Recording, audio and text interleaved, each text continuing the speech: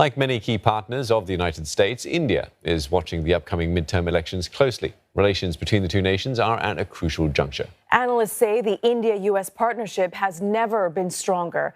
But can a superpower shift in the U.S. Can a power rather shift in the U.S. capital change the dynamics of this relationship? Ishan Garg finds out from New Delhi. India and Russia, two countries which have always been close. Through the Cold War and even after the breakup of the Soviet Union, New Delhi and Moscow have always maintained close ties. But over the past 5 years, India has moved closer than before to the US. The two nations now collaborate on trade, regional security and response to the COVID-19 pandemic, both bilaterally and through forums like the Quad and the Indo-Pacific Economic Framework. And because of all this, the relationship has largely received bipartisan support in the US capital. Analysts say, though, a Republican sweep in the midterms could change that, potentially impacting issues such as immigration and climate change. The White House has been looking at a presidential commission's report which talks about speeding up the process of getting green cards, right? Similarly, in terms of the climate action that India and the US have been talking about, working towards a 2030 agenda is something that the two have signed with pretty aggressive deadlines for both countries. That again will possibly not gain as much traction. President Joe Biden's administration has pledged financial and technological support to help Delhi transition to renewable energy by 2030. Recently, it also promised to fast-track visa applications for Indian workers. But the Republican Party has openly called for tighter controls on immigration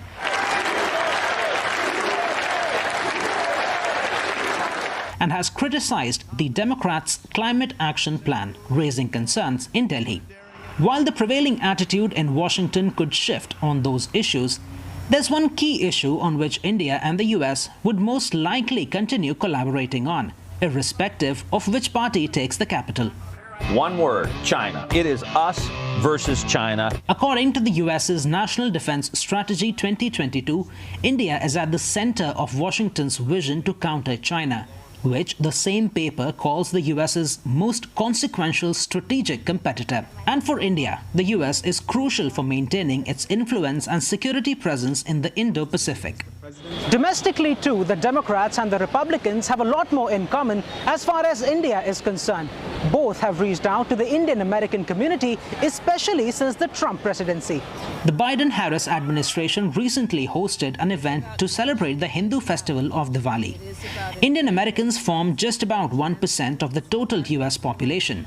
They tend to lean towards the Democrats, but that's not stopped the GOP from reaching out to them.